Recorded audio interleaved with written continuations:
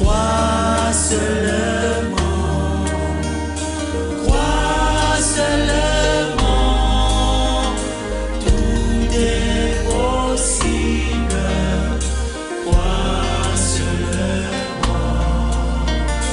crois seulement. Nous sommes le 6 avril 1909, à 5 h du matin, guerre du Kentucky, dans les États-Unis d'Amérique. Dans une modeste cabane en bois, un bébé venait au monde. Ce nouveau-né récit le nom de William Marion Branham. À sa naissance, son père, Charlie Branham, âgé de seulement 18 ans, qui était irlandais, tandis que sa mère, Ella Branham, à 15 ans, était d'ascendance mixte indienne. La sage-femme présente ce jour-là n'était autre que sa propre grand-mère. Alors que l'aube se levait doucement, le père de William Marion Branham ouvrit la fenêtre de la cabane pour qu'il puisse y avoir un peu de lumière dans la pièce. Pendant ce moment d'éveil, un rouge-gorge se tenait sur la fenêtre, chantonnait près de la fenêtre. Soudain, une étrange lumière tournoya rentra dans la pièce, se stabilisant au-dessus du berceau de l'enfant avant de disparaître aussi rapidement qu'il était apparu. William Branham, premier-né d'une famille défavorisée, il n'avait pas beaucoup d'argent et ne bénéficia pas d'une éducation scolaire très poussée. Il s'était seulement arrêté à l'instruction de l'école primaire. Dès l'âge de 3 ans, il avait entendu la voix de Dieu pour la première fois alors qu'il jouait avec son frère. Il entendit une voix qui disait « Tu vivras dans une ville appelée New Albany », mais sa jeunesse fut loin d'être insouciante. Souvent l'objet des railleries à l'école, en raison de sa situation économique précaire et de ses vêtements usés, il connut bien des humiliations. Pour aller à l'école, sa mère prit le menton de son père pour en faire un pantalon et porter un menton qu'une dame lui avait donné comme cadeau. Parfois, il partait en classe avec ses manteaux sans chemise. Puis un jour, son institutrice lui demanda s'il n'a pas chaud de porter ses mentons pendant la période de printemps. Branham lui répondit en disant « Non, j'ai froid ». Or, il n'avait pas de chemise à l'intérieur. On lui plaça alors près de la cheminée pour le réchauffer. Branham s'est mis à transpirer et il était tout mouillé. Et à cause de cela, on lui demanda de rentrer à la maison. Branham avait un ami qui portait toujours son uniforme de scout. Un jour, Branham lui dit « Et quand ta tenue sera trop usée, donne-la moi. » Quelques jours plus tard, Branham remarqua que son ami ne portait plus l'uniforme en question. Il lui rappela sa promesse. Même si l'uniforme était en lambeaux, il le porta tel quel à l'école, avec un pantalon à une jambe longue et l'autre s'arrêtant au genou. Les autres élèves se moquèrent de lui en le voyant.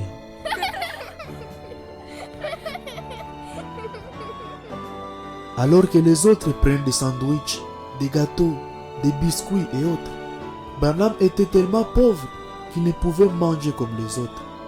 Il s'est retiré loin de la cour avec son frère pour aller manger des légumes et de la mélasse. Ses collègues l'avaient surnommé les sauvages de Kentucky.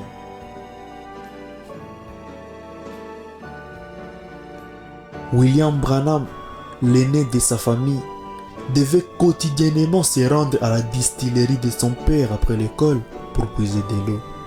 Un jour, à l'âge de 7 ans, assis sous un arbre et accablé par la tâche répétitive qui l'empêchait de rejoindre ses amis pour pêcher des poissons, il éclata en sanglots.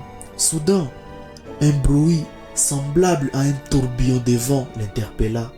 Intrigué, se retourna.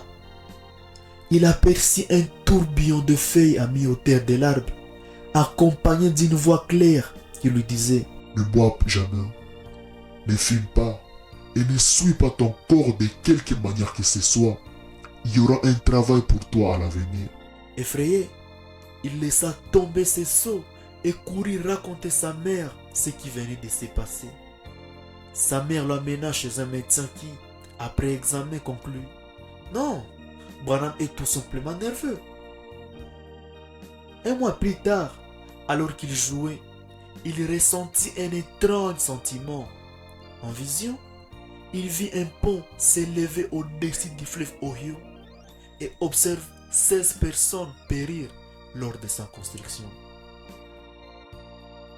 Après cette expérience, il se hâta de tout raconter à sa mère, celle-ci pensant que Branham s'était tout simplement assoupi et avait fait un rêve.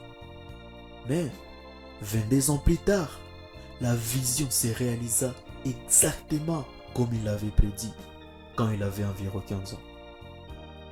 Un jour, en rentrant avec ses amis après avoir rapporté des bouteilles de boissons sucrées consommées, William Branham surprit l'un de ses amis en train de fumer. Son ami tenta de lui offrir une cigarette, mais Branham déclina poliment en disant: non, je ne fume pas. C'est alors que son ami lui lança: tu ne danses pas, tu ne bois pas, tu ne fumes pas non plus, tu es vraiment une poule mouillée. Bouleversé par ces mots, Branham prit dans une impression de devoir prouver quelque chose et il accepta la cigarette. Pourtant, au moment où il tenta de l'allumer, il fut interrompu par ce bruit familier qui lui dit: Ne bois pas, ne fume pas, et ne suis pas ton corps d'aucune manière, car j'aurai un travail à faire avec toi. Dans l'émotion du moment, il laissa tomber la cigarette et s'enfuit en pleurant, tandis que ses amis se moquèrent de lui. Un autre jour, l'ami de son père, M. Dornbush, lui proposa une bouteille de whisky à boire. Branham répondit fermement: je ne bois pas. Mais cela surprit beaucoup M. Dornbush, sachant que le père de William Branham était un grand buveur à l'époque. C'est alors que le père de William Branham lança à son ami et lui dit: tu ne sais pas que je lève un portrait ici? Blessé par cette étiquette, Branham s'est senti obligé de prouver le contraire.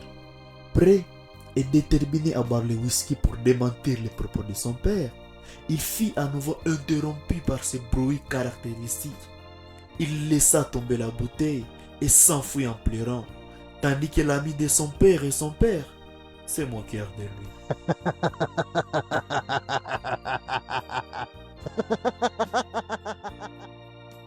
À l'âge de 14 ans, une expérience traumatisante lors d'une partie de chasse le laissa au seuil de la mort.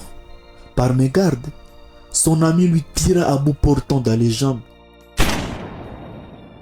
Perdant une quantité alarmante de sang, dans cet état critique, subitement, il rentra dans l'inconscient. Il se vit descendre dans les ténèbres sans fond. C'était l'enfer. Il cria: papa, maman. Il n'y avait ni de père ni de mère là-bas. Oh là là, c'était un enfer. Il vit venir des femmes maquillées comme celles d'aujourd'hui, avec des longs cils de maquillage. Elle faisait un. Branham s'est écrié: oh mon Dieu, sois miséricordieux pour moi. Je n'ai jamais commis d'adultère. Si seulement tu me laisses retourner sur la terre, je te promets d'être un bon garçon. Dieu l'exauça et il revint à la vie 8 heures plus tard. Le prophète Branham désirait une existence simple, une vie commune parmi les gens. Mais cette aspiration semblait sans cesse lui échapper. Il fouillait l'appel du Seigneur, résistant à chaque murmure divin qui venait lui rappeler sa destinée. À l'âge de 18 ans, William Branham décida de partir vers l'ouest, cherchant refuge dans le travail d'un ranch. C'était lors d'une nuit paisible, alors qu'il contemplait le firmament, mais derrière sa tête, que son âme fut interpellée par une voix céleste répétant les cris ancestral. Adam, Adam, où te caches-tu? Quelques jours plus tard, son frère Edward rendit l'âme. Des années s'écoulèrent, alors qu'il travaillait à New Albany, avant qu'une tragédie ne vienne bouleverser sa vie. William Branham fut intoxiqué par les gaz nocifs. Dans sa souffrance, il essaya de prier, mais il ne put pas, quoiqu'il savait qu'il n'avait ni bu ni fumé et qu'il était resté pur. Malgré cela, il n'était pas prêt à rencontrer Dieu. Et puis vint cette vision, surgissant dans son esprit comme une lumière dans l'obscurité. Il se vit quand il était enfant près de cet arbre. La voix céleste lui dira sobrement: ne bois pas, ne fume pas. Il promit alors dans son innocence. Il dit: ô Seigneur, si c'est toi et que tu me fais retourner sur la terre, je promets que je prêcherai ton évangile. Une fois la vision dissipée, sa santé se rétablit miraculeusement, lui permettant alors de sortir de l'hôpital. Quelques jours plus tard, dans une quête sincère, il se tourna vers Dieu. Ignora comment se repentir. William Marion Branham n'avait jamais prié auparavant. Il écrivit alors une lettre en disant: cher monsieur, je sais que vous passez par ici. J'aimerais vous dire quelque chose. Et il approcha cette lettre à un arbre. Une nuit, il a eu un grand désir d'avoir une réelle expérience avec Dieu, mais il ne savait pas prier. Il s'isola dans une pièce, s'agenouilla en mettant ses mains tantôt d'une certaine manière, tantôt de l'autre. Il se prosterna. Ensuite, il changea de position, ainsi de suite. Il n'y avait toujours rien. Alors son cœur fut brisé et il commença à pleurer. Il dit: oh Dieu, j'ai honte de moi, honte de t'avoir négligé. Je t'ai fui pendant des années. Sois miséricordieux envers moi. Dans cet état de contrition, une lumière inonda la pièce, prenant la forme d'une croix et une voix divine proclamant: Je suis Jésus-Christ.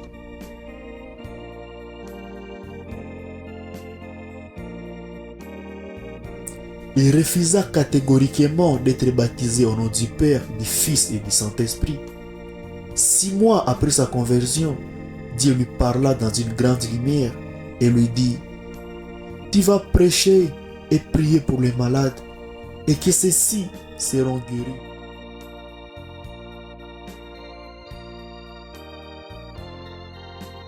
Branham n'a pas fait longtemps à l'église baptiste. Son pasteur ne croyait pas à ses visions. William Branham quitta l'église baptiste quand on lui a demandé de faire l'ordination des femmes comme pasteur en juin 1933. Il a organisé ses premières réunions à Jeffersonville. Environ 3000 personnes y avaient participé. 130 personnes acceptèrent d'être baptisées au nom de Jésus-Christ. C'était à la rivière Ohio. Branham commença à les baptiser. Arrivé à la 17e personne, à 14 heures précisément, une voix retentit en disant: comme Jean le Baptiste a été envoyé comme précurseur de la première venue de Christ, tu as reçu un message qui préparera la seconde venue de Christ.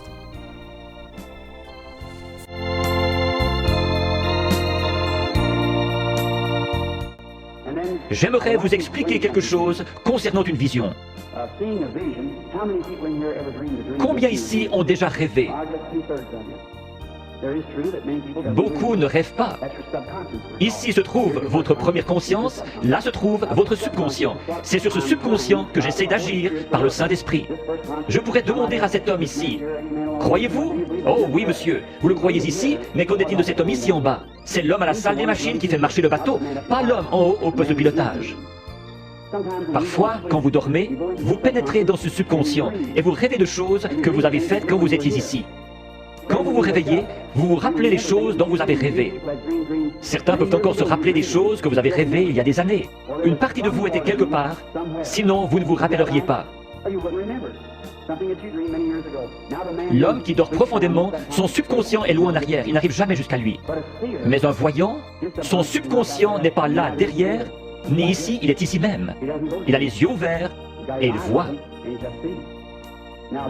Dieu a donné à certains un profond sommeil sans rêve et à d'autres le moyen de rêver. Si je disais faites un rêve, vous ne pourriez pas le faire. Dieu place dans l'Église certains comme apôtres, prophètes, certains avec des dons de guérison pour le perfectionnement de l'Église. Si tous vous parlez en langue et qu'un ignorant entre, ne dira-t-il pas que vous êtes tous fous? Mais si quelqu'un prophétise et révèle les secrets du cœur, ne tomberont-ils pas sur leur face disant « Dieu est réellement avec vous » N'était-ce pas Jésus-Christ hier? N'est-il pas ainsi aujourd'hui? Je crois en lui dans la plénitude de ce qu'il est, le même Seigneur Jésus.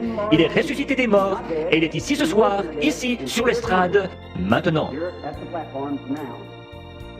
Quand il était devenu ministre, les visions continuaient à assaillir le prophète Branham, relevant des événements futurs avec une précision troublante.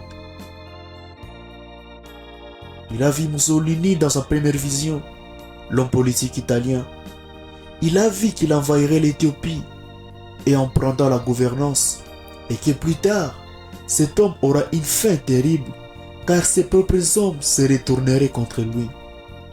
Quand William Branham présenta cette vision, les gens ne crurent pas à cela, mais quelques années plus tard, tout se passa exactement comme il l'avait annoncé. Comme deuxième événement, il vit qu'un homme politique se révérait en Allemagne et qu'il conduirait le monde dans la guerre. Celui-ci deviendra un grand dictateur, mais il aura une fin mystérieuse. Ceci s'accomplit exactement avec Adolf Hitler. Comme troisième événement, il vit que pour la politique mondiale, il y aura trois grands ismes, trois grandes doctrines et fascisme, le nazisme et le communisme. Mais que le communisme va absorber les deux premiers. Il entendit une voix disant « Gardez les yeux sur les rois du Nord ». Comme quatrième événement, il vit qu'il y aura un grand progrès scientifique. Il y aurait l'apparition de véhicules en forme d'œuf. Ces véhicules n'auront pas de volant et seront téléguidés. Ceci s'accomplit depuis quelques années. Nous avons des images à l'appui.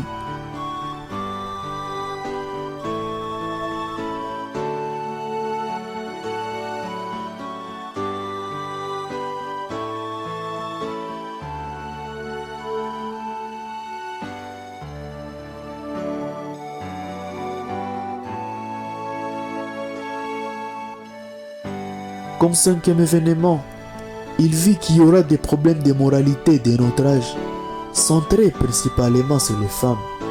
Il vit que les femmes se coupent les cheveux, chercheront les droits égaux aux hommes, elles se revêtiront et seront presque nues, et que le monde se pervertira. Elles sont un temps dans la bergerie. Comme sixième événement, il vit s'élever en Amérique une femme d'une grande beauté, mais qui serait cruelle et tiendra le peuple sous sa domination. Branham dit, elle pourrait bien être la montée en force de l'église catholique, tout comme une femme politique qui serait élue par un vote. Comme septième événement, il a entendu une énorme explosion. Quand il se retourna, il ne vit que la fumée sur tout le territoire des États-Unis d'Amérique.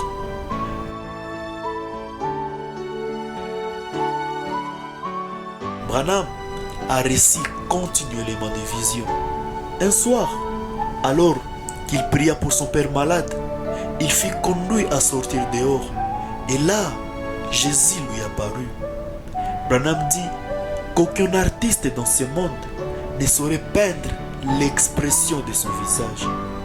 Il décrit que Jésus était de petite taille, un visage paisible, une barbe courte, Les cheveux lui tombaient sur les épaules.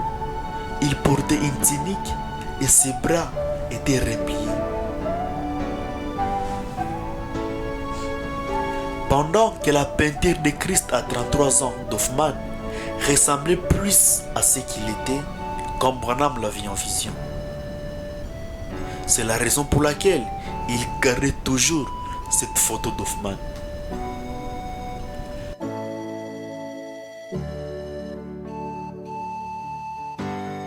À l'âge de 22 ans, Branham fit la rencontre de Hope Brambach. Malgré leurs différences de milieu social, ils se marièrent en juin 1934, lorsque Branham avait 25 ans et Hope environ 21 ans. Ils louèrent une petite maison au 434e rue Graham, près du Branham Tabernacle. La maison n'avait que 2 pièces. Ils utilisaient un côté comme salon et chambre à coucher, tandis que l'autre côté servait de cuisine. La maison n'avait pas de l'eau courante. Hope devait aller chercher l'eau à un robinet public, un bâtiment un peu plus loin. D'une manière générale, ce n'était pas la meilleure des maisons, mais pour $4 par mois, c'était ce qu'ils pouvaient s'offrir de mieux. Ils eurent 2 enfants, Billy Paul en 1935 et Charles Rose en 1936.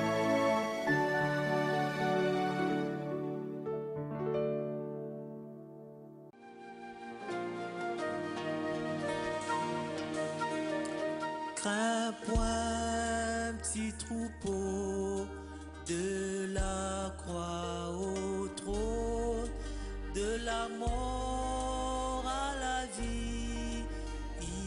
Un jour, en traversant la petite ville de Mishawaka, en Indiana, il remarqua une auto avec une grande affiche sur les côtés qui disait « Jésus seul ».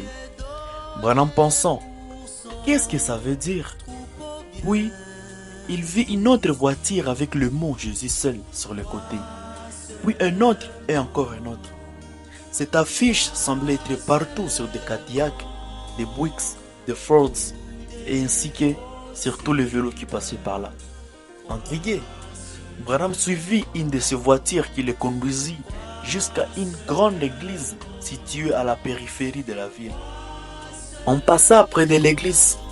Branham put entendre chanter par les fenêtres ouvertes. Le chant était accompagné par des cris et des hurlements. Tout ça, c'était nouveau pour lui. Branham entrant dans l'église en question, le sanctuaire était rempli d'au moins 2000 personnes, de blancs et de noirs. Branham dit rester debout à l'arrière et regarder par-dessus des têtes pour voir ce qui s'est passé. Les gens chantaient avec enthousiasme. On frappa des mains. Le d'entre eux, je suis heureux de dire que je suis le d'entre eux.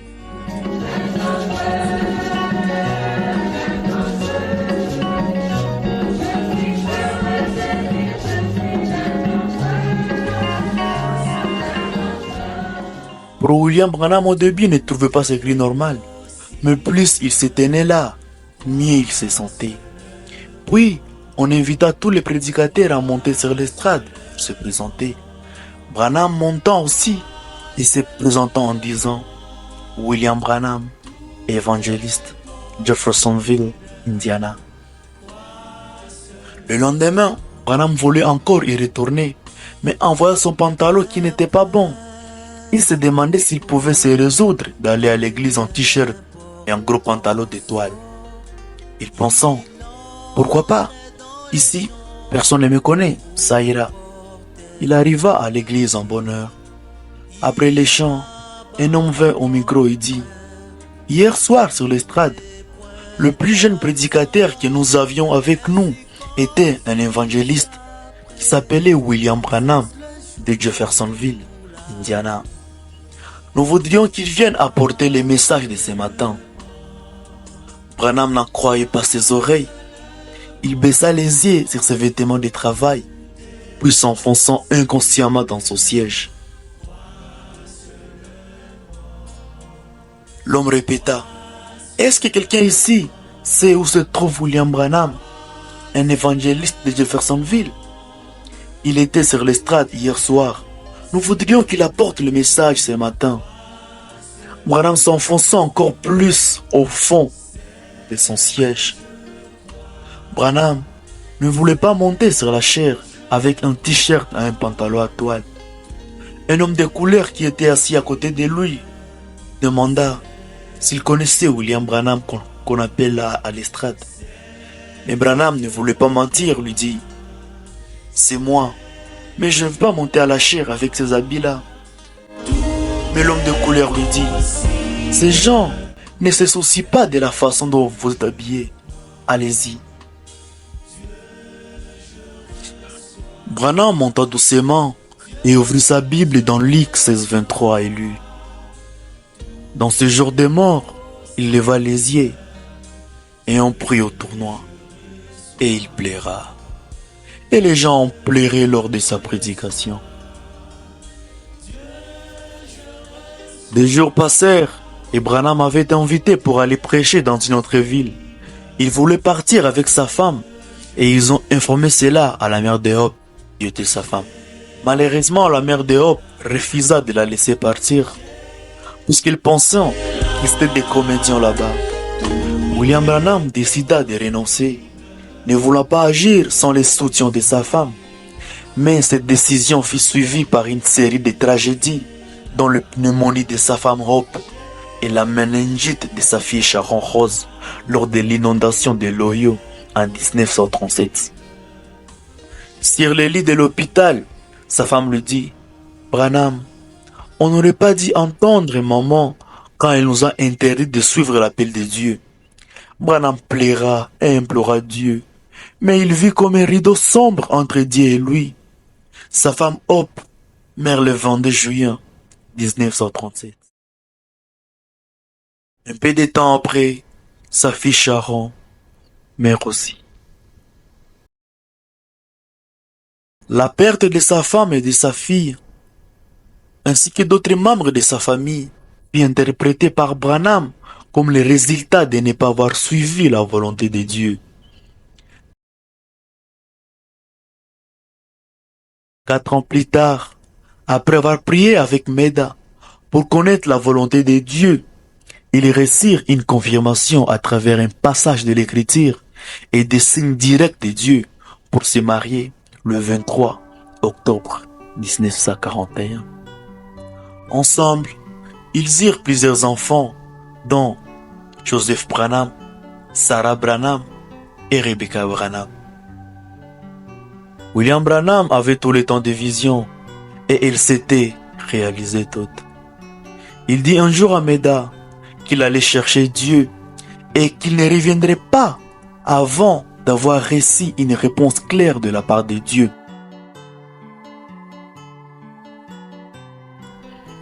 Le 7 mars 1946 soir, alors qu'il s'était isolé dans une cabane en pierre, une lumière entra dans la pièce et l'ange du Seigneur lui apparut. Il avait un visage lisse, sans barbe, ses cheveux foncés flottaient sur ses épaules. Il était de teint foncé, grand de taille et vêtu en robe blanche. Quand il lui parla, Branham reconnut que c'était la même voix qui lui avait toujours parlé. Mais cette fois-là, c'était sa première fois de le voir physiquement. L'ange lui dit, « Ne crains pas, je suis envoyé de la présence de Dieu Tout-Puissant pour te dire que ta naissance particulière et la vie étrange que tu as vécue avait pour but de t'indiquer que tu dois aller à travers le monde entier et prier pour les malades. Si tu amènes les gens à te croire, et si tu es sincère quand tu pries, rien ne résistera devant tes prières, pas même le cancer. Tu prêcheras devant les multitudes. Tu prêcheras devant des multitudes qui priera pour le roi des autorités et des puissants. Tu prêcheras devant des multitudes. Tu prieras pour le roi, les autorités et les puissants. Comme il fit donner des signes au prophète Moïse, il te sera donné des dons pour confirmer ton ministère, la guérison divine et le discernement de cœur des gens.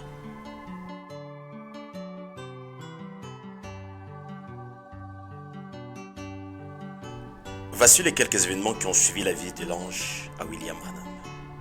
Ils sont innombrables et variés, témoignant la puissance de son ministère.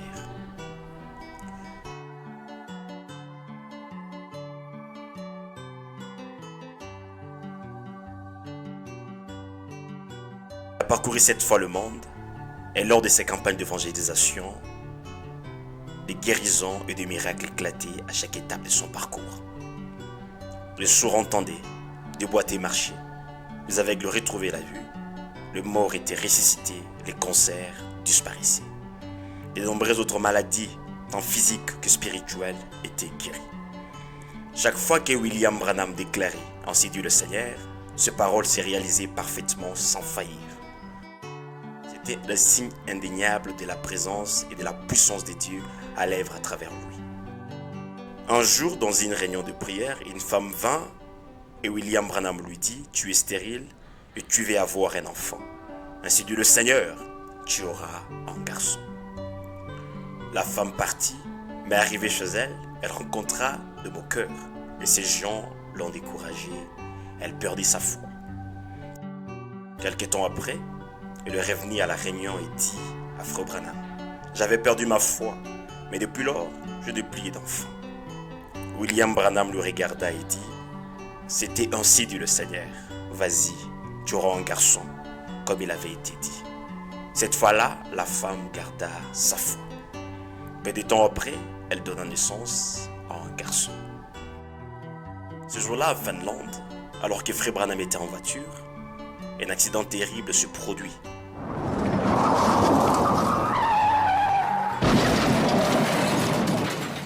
Une voiture écrasa des enfants, l'un à l'âge de 9 ans et l'autre 5 ans. L'aîné mourut instantanément, le plus jeune respira encore et fit transférer en urgence à l'hôpital. Pendant que les gens pleuraient tout autour de l'enfant décédé, Frère Branham, bouleversé, hésitait de s'approcher. Ses compagnons l'incitaient à venir et il finit par céder. Une fois sur place, il fut saisi par l'horreur de la scène. Les enfants étaient gravement blessés, leurs corps meurtris, leurs yeux vides, leurs membres disloqués. Alors qu'il partait en s'éloignant, une main invisible se posa sur son épaule. Le retenant, l'intrigué, une main invisible se posa sur son épaule. Le retenant. Intrigué, il se tourna, mais ne vit personne. Pourtant, la pression de la main persistait. Perplexe, il observa les alentours et se rappela alors d'une vision qu'il avait eue des ans auparavant. Il se redressa soudainement et interrogea ses compagnons. « N'ai-je pas prédit cela? Regardez dans vos Bibles. » Effectivement, la vision était là, dans les Écritures, depuis des ans déjà. Fort de ses convictions, William Branham prononça une déclaration audacieuse. « Si cet enfant n'est pas debout dans 5 minutes, vous pouvez alors me considérer comme un faux prophète. » Puis dans une prière fervente, il déclara au nom de Jésus que l'enfant vivrait. Et miraculeusement, l'enfant se redressa criant de vie et s'éleva sur ce pied totalement guéri. L'événement étonnant les témoins présents qui louèrent Dieu pour ce miracle éclatant.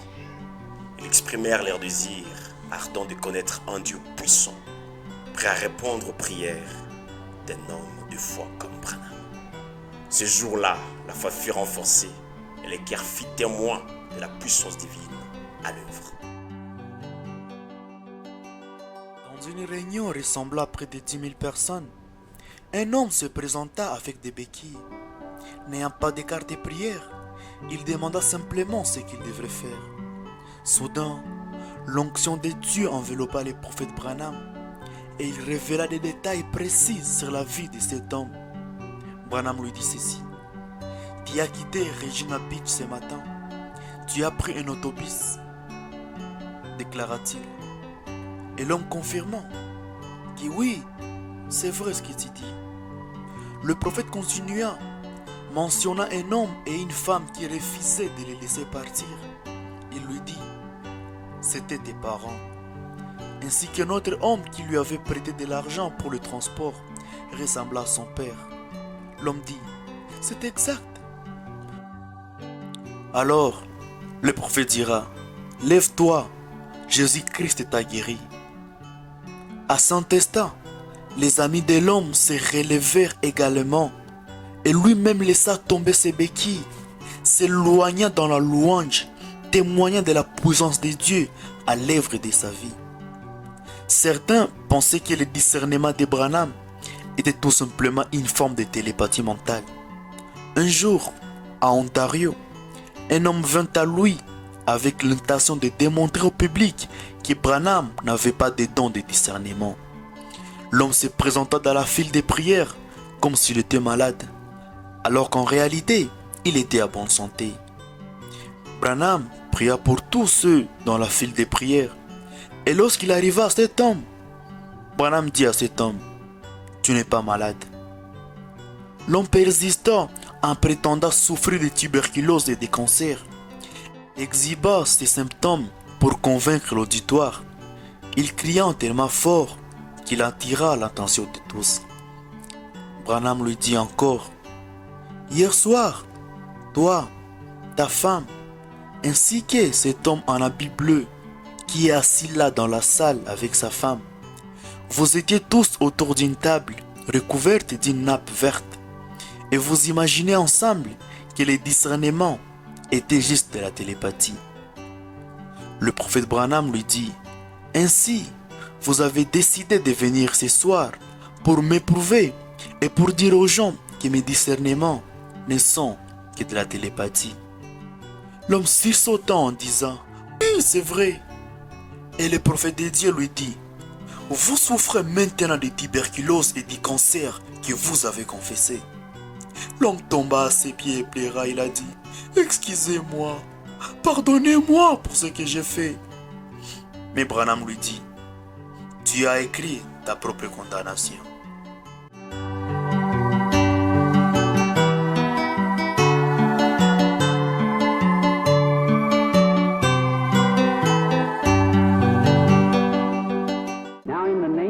Maintenant, dans le nom de Jésus-Christ, je prends chaque personne ici dedans sous mon contrôle pour la gloire de Dieu.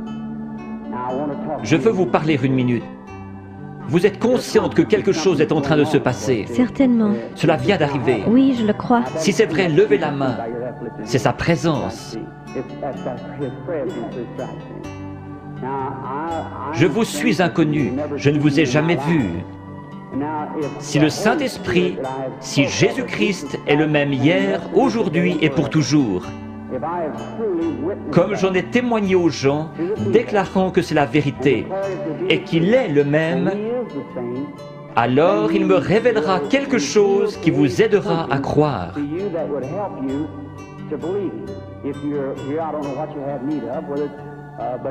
Si Dieu le permet, voulez-vous accepter votre guérison ou la chose pour laquelle vous êtes ici? Oui.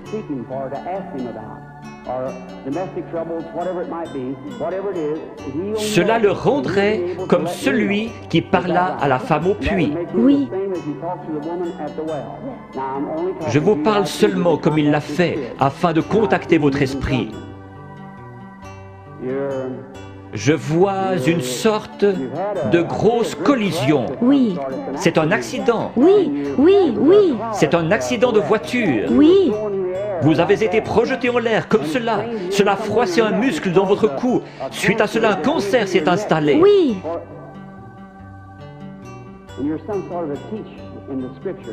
Vous croyez que Jésus-Christ vous guérit? Oui, je le crois. Père divin, dans le nom de Jésus-Christ, par l'autorité de la parole de Dieu, auprès d'une femme mourante, je demande à cette chose mauvaise de la quitter. Satan, tu es démasqué. Alors sors de cette femme, comme l'Église du Dieu vivant te l'ordonne, au nom de Jésus-Christ. Amen. Oui, Seigneur. Merci, merci, merci. Juste un instant, sœur, je veux seulement vous parler. Vous savez que c'est parti maintenant. Oh oui. Cela restera comme ça. Voyez-vous comment est votre gorge? C'est parti, cela restera ainsi. Oh oui, loué soit le Seigneur. Tout cela l'a quitté, le goitre a quitté sa gorge. Allez votre chemin et soyez reconnaissante, heureuse et dans la joie. Ayez simplement foi dans le Seigneur Jésus. Faites qu'il soit maintenant au centre de votre pensée. Pendant qu'ils pensaient à ces choses, ils étaient d'un commun accord. Souvenez-vous, Jésus le même hier, aujourd'hui et pour toujours.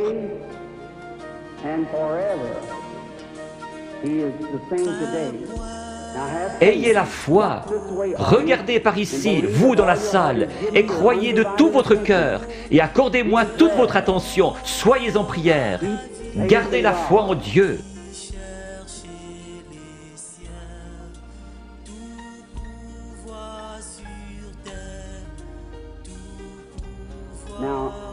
Je crois que cette dame est la malade. Approchez-vous, sœur. Cela ne vous fera pas de mal. C'est seulement sa présence dont vous êtes consciente. Vous, dans la salle, je suis votre frère. Ce n'est pas de la psychologie. J'ai senti cela venir de l'auditoire. Non, c'est le Dieu Tout-Puissant. Ce n'est pas de la psychologie. Maintenant, ne faites pas cela. Pensez seulement que c'est le Seigneur Jésus.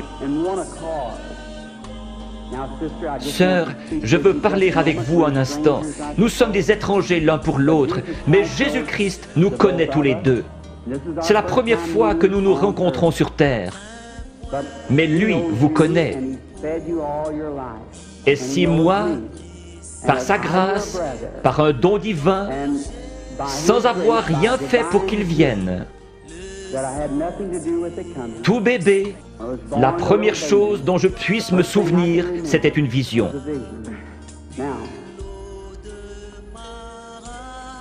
Je veux que vous regardiez un instant dans cette direction.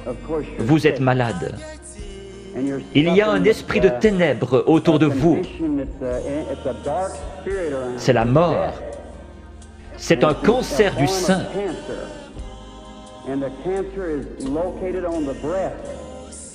Je vois que vous êtes examiné par quelqu'un de fort.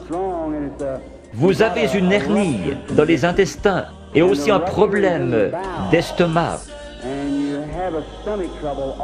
Vous souffrez sérieusement du cœur, ce qui vous procure des évanouissements. Il y a quelques jours, alors que vous étiez assise sur le bord de votre lit, vous vous êtes presque évanoui.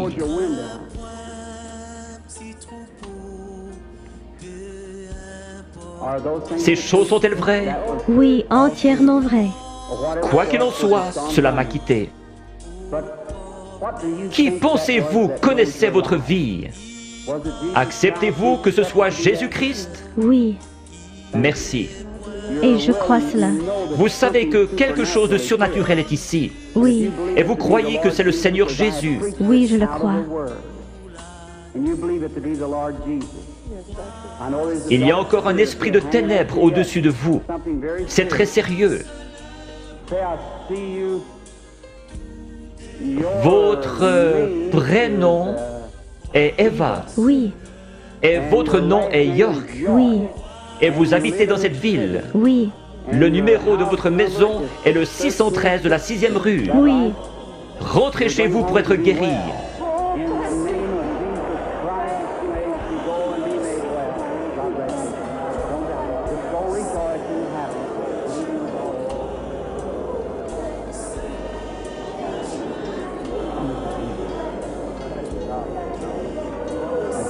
Ayez simplement la foi, ne doutez pas. Va et ne pêche plus, de peur qu'une chose pire ne t'arrive. Le péché, c'est l'incrédulité. Le péché, ce n'est pas boire, fumer, jouer à l'argent.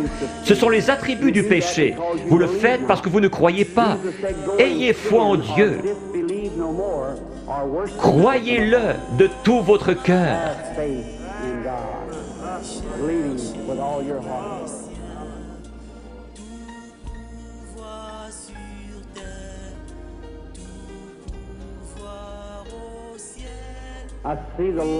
Je vois la lumière suivre cette femme.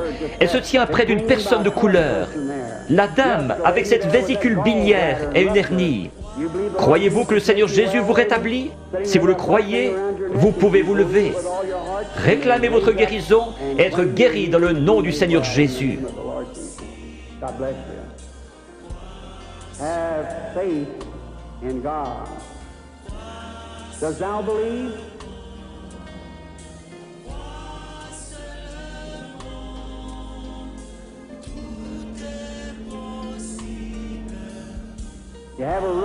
Vous avez une hernie, n'est-ce pas, monsieur, qui est assis là?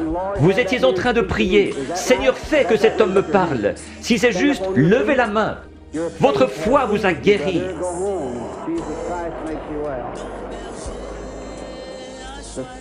Le même Seigneur Jésus. Vous n'avez pas besoin d'être ici en haut. Vous avez besoin d'avoir la foi.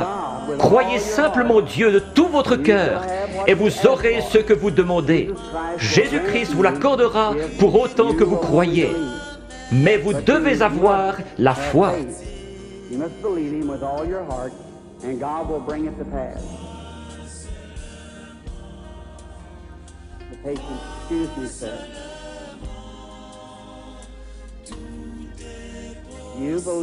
Croyez-vous de tout votre cœur? Oui. Vous êtes juste un peu excité à cause de la présence de cet être ici.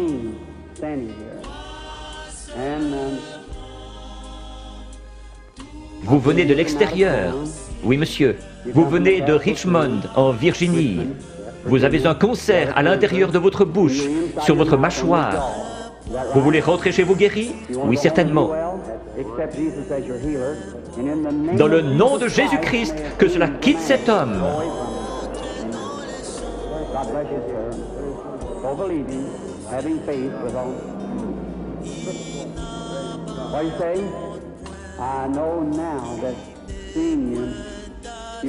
Vous êtes en train de devenir une personne jeune d'apparence, beaucoup plus jeune que ce que vous êtes en ma présence.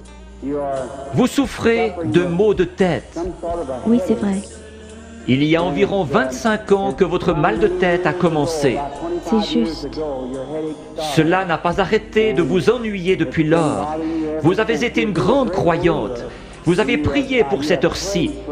Vous avez dit à Dieu que si seulement vous pouviez venir à moi et que je prie, vos maux de tête cesseraient. Vrai? Entièrement. C'est vrai. Vous avez entendu ce que cela a dit. Ce n'était pas moi. Non. C'était juste ma voix. Était-ce bien la façon dont cela a été dit? Exactement comme vous l'avez dit. Vous croyez que c'est Dieu qui l'a fait? Je crois que c'est Dieu qui l'a fait. J'en suis certaine. Vous êtes sûr que Dieu est ici? Je vois quelque chose d'autre. Une jeune femme se tient près de vous. C'est votre fille. Vous étiez sur le point de partir en voyage pour aller la voir à Richmond, dans l'Indiana. C'est juste. Son mari est prédicateur.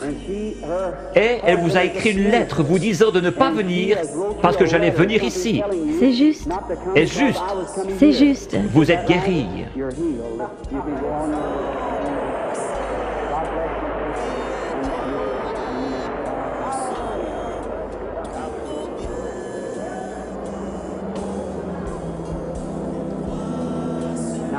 Ayez foi en Dieu.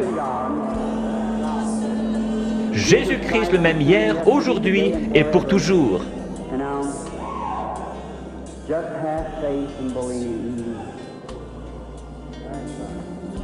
Que Dieu vous bénisse, chère personne de couleur qui criait.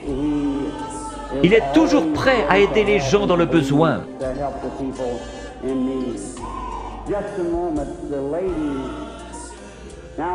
Je vois le Saint-Esprit dans le coin.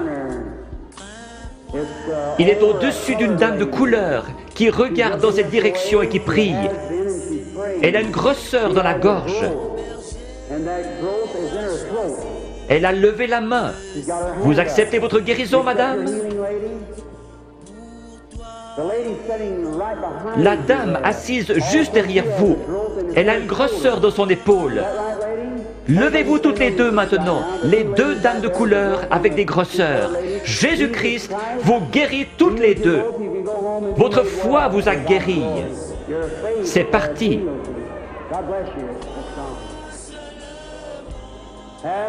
Ayez foi en Dieu. Ne doutez pas, mais croyez que toutes choses sont possibles à ceux qui croient.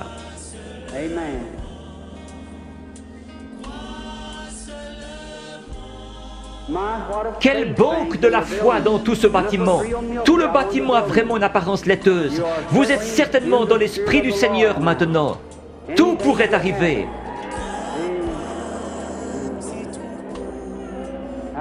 Bonsoir, madame. Croyez-vous que je suis le prophète de Dieu? Un prophète est un prédicateur. Vous ne me considérez pas comme venant de l'ennemi, vous me considérez comme venant de Dieu. Oui. Alors je puis vous aider. Il m'a dit que si je pouvais amener les gens à me croire et que je sois sincère en priant, rien ne tiendrait devant la prière. C'est Dieu qui opère la guérison. J'ai dit, ils ne me croiront pas. Il m'a dit, tu recevras 2 signes comme Moïse. L'un sera de connaître les secrets de leur cœur. Vous n'êtes pas ici pour vous-même, mais vous êtes nerveuse à cause de la maladie de cet enfant. Les docteurs ne peuvent plus rien pour empêcher sa mort. C'est la leucémie. Oui, c'est juste. De l'ouest, vous êtes venu vers l'est. Vous êtes venu d'un État avec des montagnes, la Pennsylvanie, Oui, Chambersburg. oui, c'est juste. Petite sœur, si le Seigneur Jésus était ici, il poserait ses mains sur toi et tu vivrais. Croyez-vous que je suis son serviteur? Oui, certainement. Je pose mes mains sur cet enfant à sa place et je la bénis. Et je demande que le démon parte, que la vie vienne, qu'elle vive et soit guérie. Satan, par l'autorité de la Bible de Dieu, avec un don divin, je t'adjure de quitter l'enfant.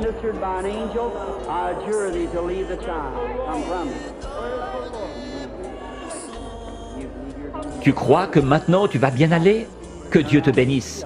Tourne-toi et fais signe de la main à la salle. Petite fille avec une foi remarquable. Pense à m'écrire. Croyez-vous que je suis son prophète? Oui, Croyez-vous que Dieu est proche? Si Dieu veut me faire connaître ce qui ne va pas avec vous, comme confirmation que je suis son prophète, révélant la vérité. Comme il a dit à la femme, va chercher ton mari. Elle a dit, je n'en ai point. Il a dit, tu en as eu 5. Elle a dit, je vois que tu es prophète. Il a promis de renvoyer le même esprit, le Saint-Esprit, pour qu'il soit avec nous jusqu'à la fin du monde. Le croyez-vous? oui, Alors il peut connaître votre problème. oui, Vous souffrez du cœur. oui. Que tous ceux qui souffrent du cœur se lèvent. Vous pouvez être guéris. Seigneur Dieu, tu sais à quel point nous sommes faibles. Mais toi, Seigneur, tu es fort. Tu as créé le cœur. Je réprime cette puissance démoniaque qui provoque la maladie de cœur. Qu'elle sorte d'eux au nom de Jésus-Christ. Que Dieu vous bénisse. Vous vous sentez différente maintenant. Oui, c'est vrai. Il y avait vraiment un esprit de ténèbres. Vous souffriez. Vous deviez vous coucher. C'est vrai. C'est parti. Oui. Vous êtes guéri. Merci, Seigneur.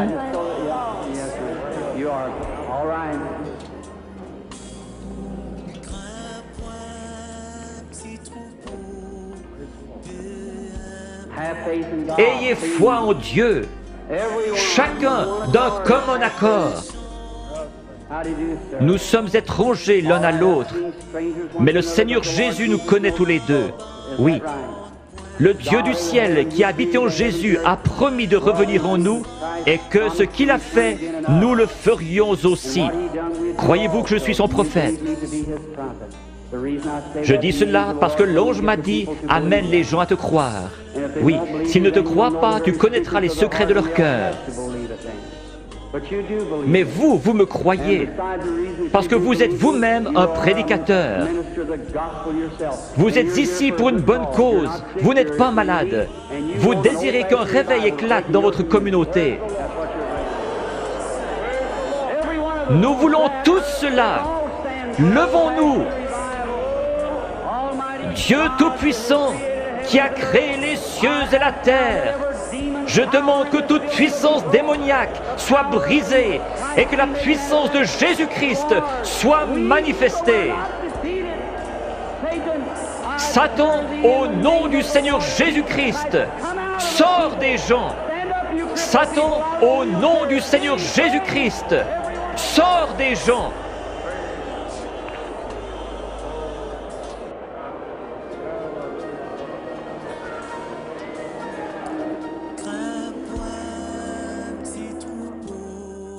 Le discernement de Branham était puissant, affaiblissant considérablement les prophètes, et il pouvait en avoir plus d'une vingtaine de visions lors d'une seule réunion de prière. Il devait y avoir des gens pour le soutenir, car la fatigue ne lui permettait plus de tenir debout pendant trop longtemps. William Branham a visité plusieurs pays et Dieu a toujours été avec lui dans tout son parcours. Beaucoup de miracles se passèrent au travers de lui.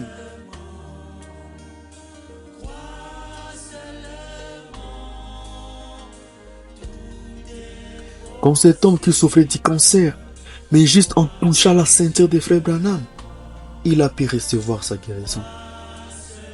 Le Russe et les Irlandais qui étaient en conflit depuis plus de 2 siècles, mais avec le passage de William Aaron Branham en Irlande, un miracle s'est passé. Un enfant qui était mort est revenu à la vie par la prière du prophète Branham. Pendant ces moments, le Russe qui était à la frontière et qui assistait aux faits ont traversé la frontière et embrassèrent les Finlandais. Oh là là, c'était merveilleux. William Branham a visité l'Afrique du Sud. Dieu a vraiment travaillé avec William Branham d'une façon extraordinaire. Il a passé en Afrique du Sud et il a fait beaucoup de miracles.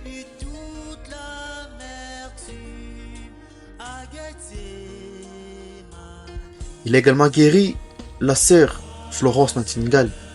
Elle était rongée par un cancer. Elle était tellement maigre, sa peau se collait à ses os. C'était vraiment pitoyable. Frère Branham a pris sa main et commença à prier.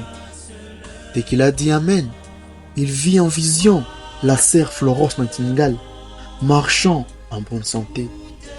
Et du coup, le prophète déclara: Ainsi parle l'Éternel des armées, tu vivras et tu ne mourras pas.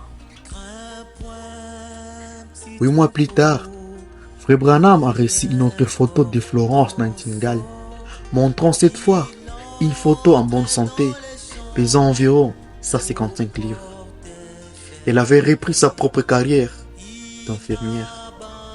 En 1960, Frère Branham a rapporté qu'un magazine en Angleterre avait publié un article déclarant que le témoignage de Florence Nightingale était faux.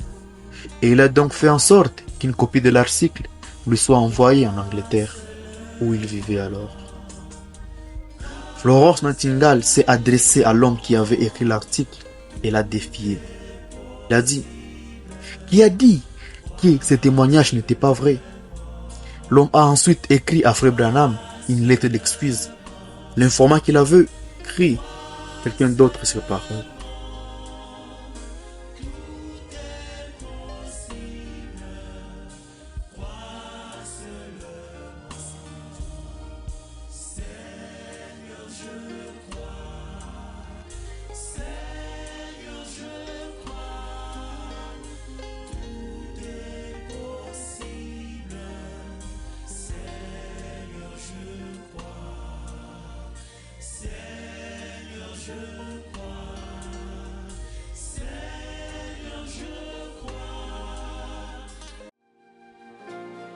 Alors que Frère Branham prêchait dans une église à Lakeport, Californie, il lit un photographe professionnel qui avait pris 2 photos en couleur. La première était normale, mais la deuxième photo avait des détails tout à fait mystérieux par rapport au premier. Derrière William Marion Branham apparaît un profil parfait d'un visage. Un autel surnaturel avec cette lampe et une fleur de lys qui était là. Pris paradoxalement une grande taille jusqu'au-dessus de la tête de Frère Branham. Pourtant, la même fleur avait sa taille normale dans la première photo. Il avait aussi, sur la même photo, l'ange du Seigneur visible à côté de Branham, faisant sortir une lumière qui enveloppa le Frère Branham. C'était la première fois que cette présence surnaturelle puisse être photographiée en couleur. Dieu a fait l'œuvre au travers de William Branham, jusqu'au point où certains pensaient que William Branham était le Seigneur Jésus-Christ. Mais William Branham a contesté cela en disant « Ceci est un mensonge horrible du diable. Je ne suis que votre frère qui a été sauvé par la grâce de Dieu. Si vous m'adorez, cela fait de moi un antichrist. Et si vous continuez à dire cela, je quitterai les champs missionnaires et Dieu vous demandera des comptes pour tous les âmes que j'aurais pu sauver. Je préfère raconter Dieu comme un lâche plutôt que de le raconter comme un antichrist. Car le seul nom d'adoration est celui des baptêmes et celui du Seigneur Jésus-Christ.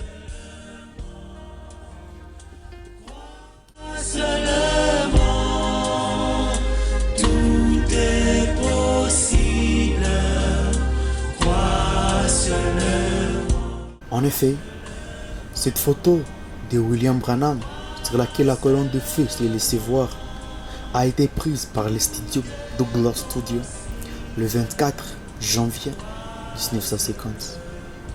C'est lors d'un dîner des hommes de Dieu, issus de plusieurs confessions chrétiennes, et William Branham y a été invité pour s'expliquer sur sa doctrine, telle que nous lisons dans les brochures aujourd'hui. En vrai, ces docteurs en théologie, pour la plupart, convoquaient William Branham pour le tourner en ridicule. Ils pensaient que ce discernement était juste de la télépathie. C'est au moment où Frère Branham prendra la parole devant ses érudits que ce photographe de Douglas Studio photographiera les prophètes. Au moment des prises de la photo, il n'y avait pas de lumière au-dessus de Frère Branham. Mais au moment d'aller imprimer cette photo, il l'essaya 6 fois, mais les papiers sortaient toujours en négatif.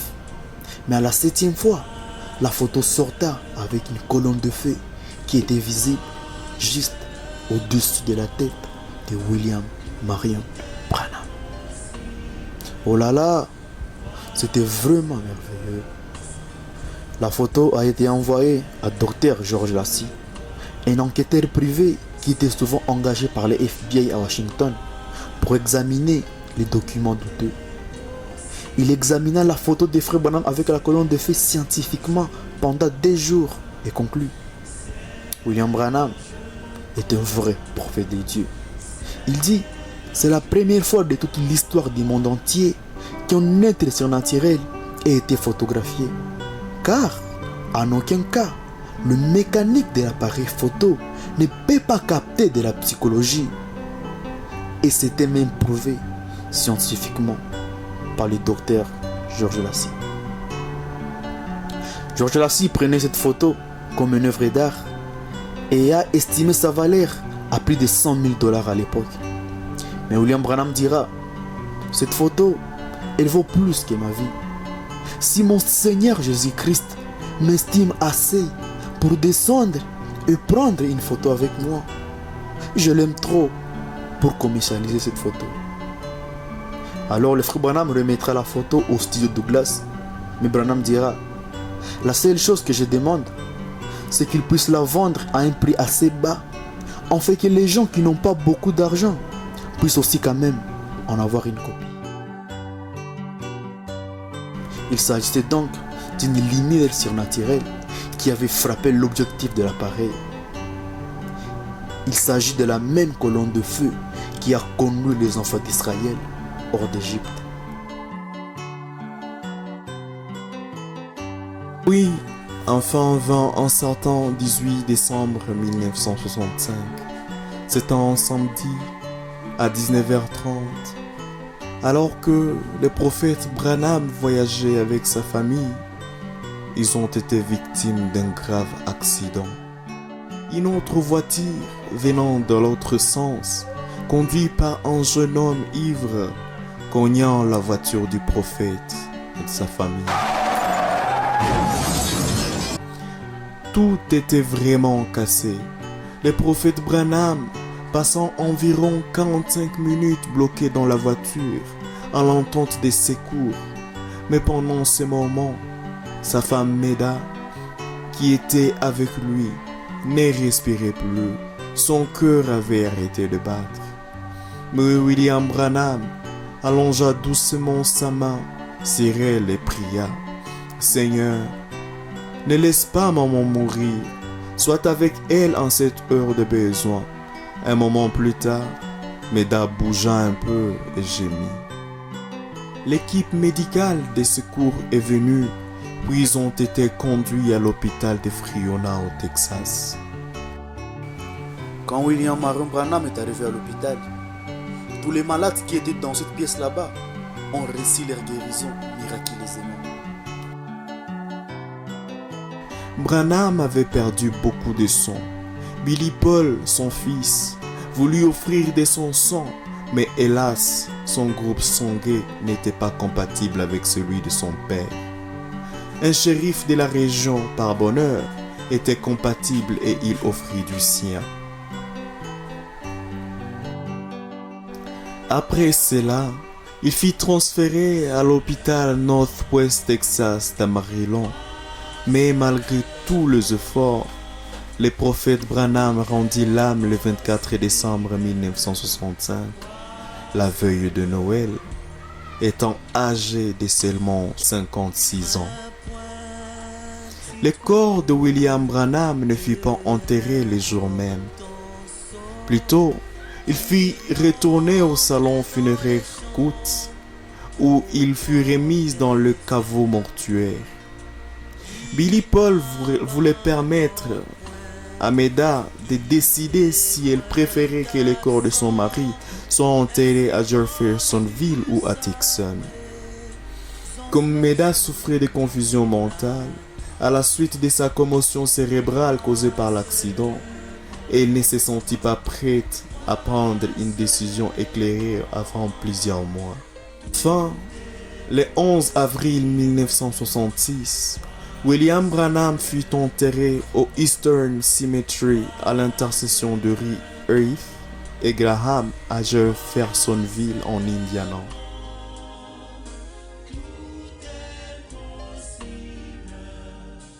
Après le départ de William Marion Branham, le prophète de Dieu selon Malachie 4, 5 à 6, le message s'est maintenant répandu dans les coins et les recoins du monde entier pour atteindre la dernière brebis, selon ce que William Branham a dit. Aujourd'hui, le message est traduit dans plusieurs langues et toutes les couches du monde ont maintenant reçu le message de l'heure. Oui, le passage de cet homme sur la terre reste et restera inoubliable dans le pensée et le mémoire des bien-aimés frères et sœurs. Le message de Frère Branham a réussi à rassembler tous les bien-aimés frères et sœurs malgré leur culture, malgré leur traduction, et a invité, appelé l'épouse de Jésus-Christ à sortir dans la Babylone, selon Apocalypse chapitre 18, verset 4. Oui, c'est sûr, le message a reçu, le message n'a pas échoué. Le message est la vérité, Dieu l'a confirmé et nous en sommes tous témoins. William Branham n'est plus, mais c'est sûr, son message reste et restera toujours vivant, car de nombreuses personnes en témoignent et la présence du surnaturel accompagne ce puissant message. Comme Christ était toujours permanent avec William Branham, et il a dit, même quand je serai parti, cette colonne de feu restera avec l'Église. Soyez seulement derrière le message et la colonne de feu marchera avec toi. Que Dieu vous bénisse, que Dieu soit avec vous et que sa bénie remplisse votre cœur de joie. Shalom. Révélation TV, la chaîne du message.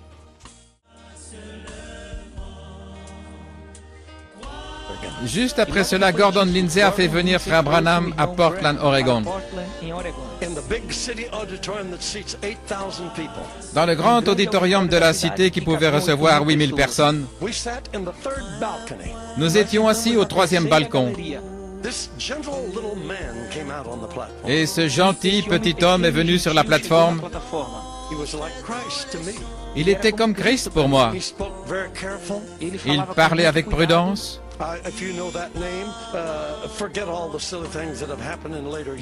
Si vous connaissez son nom, oubliez toutes les choses qu'on a dit à son sujet. Mais au temps où je le connaissais, il représentait Christ pour moi. Il prêchait avec tendresse, mais fermeté. Et quand il avait terminé de prêcher, des centaines de personnes sont venues pour accepter Christ. Je voulais faire cela. Alors il a appelé les malades. De merveilleux miracles se sont produits alors que nous regardions. J'ai eu ma deuxième vision. J'ai vu Jésus dans cet homme. Je n'ai pas le temps de vous dire tout ce qui est arrivé. Il y avait une petite fille qui était née sourde-muette. Souvenez-vous maintenant, j'étais un pentecôtiste qui faisait du bruit. Nous avions peur des démons. Et si nous pensions que quelqu'un avait un démon, nous étions très prudents. Et le mieux que nous pouvions faire, c'était crier contre lui. Et crier. Et plus nous faisions du bruit, plus grande était la possibilité que peut-être il allait s'en aller. Je faisais du bruit. Je pourrais vous raconter des histoires drôles à ce sujet. Ce petit homme a attiré la petite fille à son côté, comme un père, et il a parlé gentiment. Il a dit, s'il vous plaît, inclinez la tête pendant que nous prions pour l'enfant. C'est ce que nous avons fait. J'étais prêt à traiter affaire. Je pensais qu'il avait besoin de moi. C'était vraiment une grosse affaire. Je n'avais jamais contré un démon sourd-muet. C'était un défi sérieux. Ainsi, vous imaginez comment je me préparais. Ça allait être vraiment quelque chose de grand. Et cet homme, je n'oublierai jamais sa prière. Calmement, mais fermement. Il a dit, toi, esprit sourd-muet,